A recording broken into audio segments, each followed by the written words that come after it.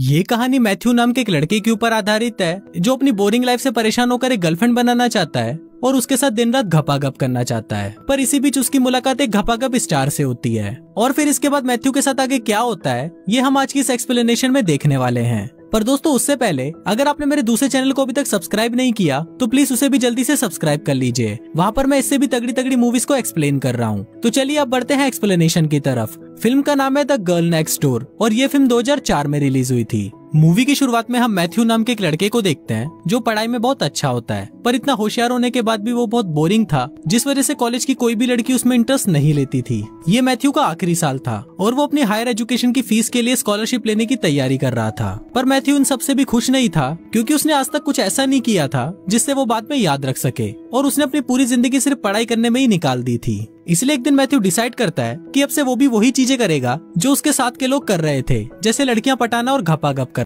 हे movie के चाहने वालों, हम आपके लिए लेकर आए हैं एक धमाका ऑफर। नेटफ्लिक्स और अमेजोन पर भारी भरकम छूट आपके सामने अभी प्लान लिखे हुए हैं। अगर आपको हमारे प्लान चाहिए तो दिए गए व्हाट्सएप नंबर पर कांटेक्ट करें।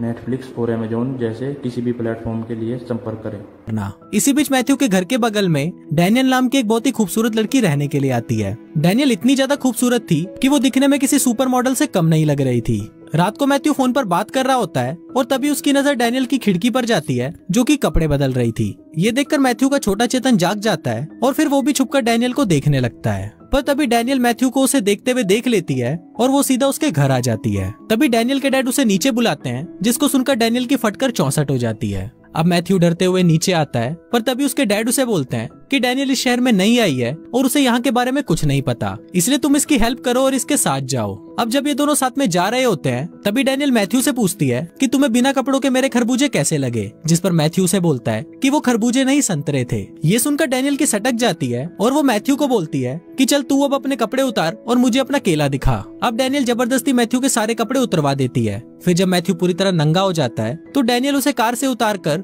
उसके कपड़े लेकर भाग जाती है। पर थोड़ी देर बाद डैनियल वापस आ जाती है और वो मैथ्यू को बोलती है कि वो सिर्फ उसके साथ मजाक कर रही थी। इसके बाद वो दोनों साथ बैठकर बातें करने लगते हैं और कुछ ही देर में उन दोनों में अच्छी दोस्ती भी हो जाती है। अगले दिन जब मैथ्यू क्लास में पढ़ रहा होता है तो डैनियल वहाँ कर उसे क्लास से बाहर बुला लेती है। फिर वो दोनों मस्ती करने के लिए वहाँ से चले जाते हैं और पूरे दिन साथ में बकचोदियां करने के बाद शाम को वो दोनों चुपके से किसी के स्विमिंग पूल में जाकर साथ में नहाने लगते हैं। फिर वो दोनों वहाँ पर किस करने ही वाले होते हैं, पर तभी मैथ्यू को रियलाइज होता है कि ये पूल उसके प्रिंसिपल का है, इसलिए वो तुरंत ही वहाँ से भाग जाते हैं। इसके बाद ये दोनों मैथ्यू की फ्रेंड की एक पार्टी में जाते हैं, जहाँ पर डैनियल को देखते ही मैथ्यू के दोस्त बौखला जाते हैं और वो डैनियल को इम्प्रेस करने की कोशिश में लग जाते हैं। पर इस बार मैथ्यू डिसाइड कर चुका था कि डैनियल को घोड़ी तो वो ही बनाएगा, इसलिए वो डैनियल के पास आता है और उसको सबके सामने ही किस करने लगता है। अब डैनियल को किस करने के बाद मैथ्यू को ऐसा फील हो रहा था कि अब जॉनी सिंस का बाप तो वो ही है। पर तभी उसका एक चोमू दोस्त उसके पास आता है और उसे बोलता है कि भाई तू जिसे मियाँ कुमारी समझ रहा है वो तो मियाँ खलीफा है और लोग उसकी वीडियोस देखकर अपनी टंकी खाली करते हैं।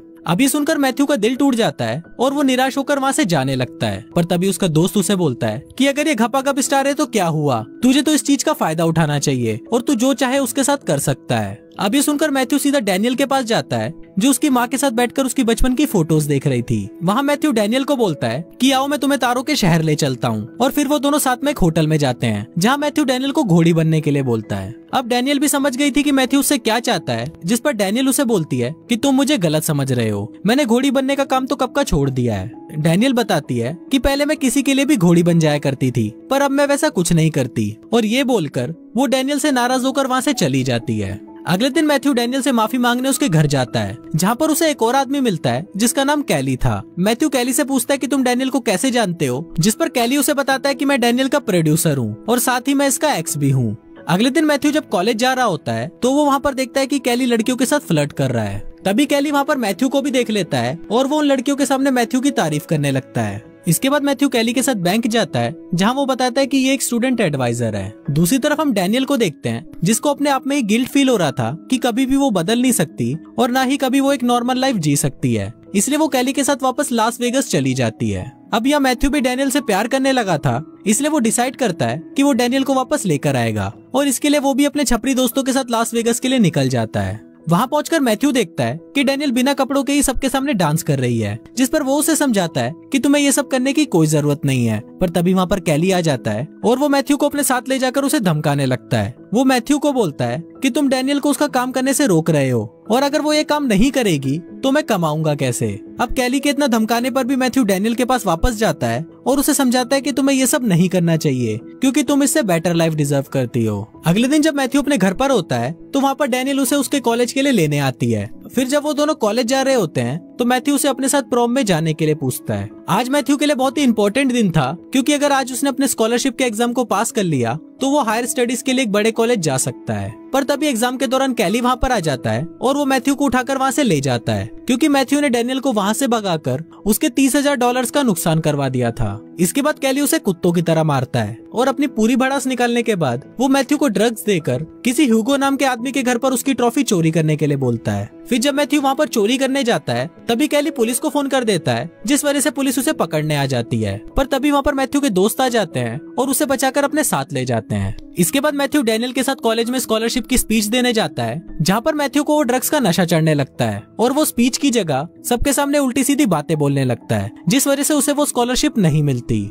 इसके बाद जब मैथ्यू बैंक जाता है तब उसे पता चलता है कि उसने जो कंबोडियन स्टूडेंट के लिए $25,000 का फंड रेज किया था वो कैली वहाँ से स्टूडेंट एडवाइजर बन के ले गया है। ये सुनते ही मैथ्यू शॉक्ड हो जाता है और वो ये बातें अपने दोस्तों डैनियल को बताता है, जिसके बाद वो सभी मिलकर कैली को सबक सिखाने का प्लान बनाते हैं। फिर मैथ्यू और डैनियल दोनों ह्यूगो के पास जाते हैं, जो कि कैली की तरह ही एक प्रोड्यूसर था। वहाँ मैथ्यू ह्यूगो को सारी बातें बताता है और उसकी ट्रॉफी भी उसे वापस कर देता है। फिर वो ह्यूगो को बोलता है कि अगर आप हमें $25,000 दोगे तो हम आपको दुनिया का सबसे बढ़िया घपाघप वाला वीडियो बनाकर देंगे। ये सुनकर ह्यूगो भी खुश हो जाता है और वो उनको पैसे देने के लिए राजी हो जाता है। अब सब लोग मिलकर वीडियो बनाने में लग जाते हैं, जहाँ डैनियल भी अपने कुछ दोस्तों को बुलाती है जो कि उसी की तरह घपाघप स्टार थी। इसके बाद ये लोग साथ में प्रॉम में जाते हैं, जहाँ पर सभी लोग सिर्फ उन्हें ही देख रहे होते हैं। तभी वहाँ पर मैथ्यू के कुछ क्लासमेट्स आते हैं और उसको बोलते हैं कि ये लड़कियां तो घपाघप स्टार हैं, जिस पर मैथ्यू उनसे पूछता है कि क्या तुम इनके साथ काम करना चाहोगे। अब ये सुनकर वो लोग बहुत खुश हो जाते हैं और वो मैथ्यू को हाँ बोल देते हैं। अब ये सभी लोग मिलकर उसी रात वीडियो शूट कर लेते हैं और अगले दिन जब मैथ्यू अपने घर आ रहा होता है तभी उसके पास उसके दोस्त का कॉल आता है और वो उसे बताता है कि हमारी वीडियो को किसी ने चोरी कर लिया है और चोरी करने वाला और कोई नहीं बल्कि कैली होता है।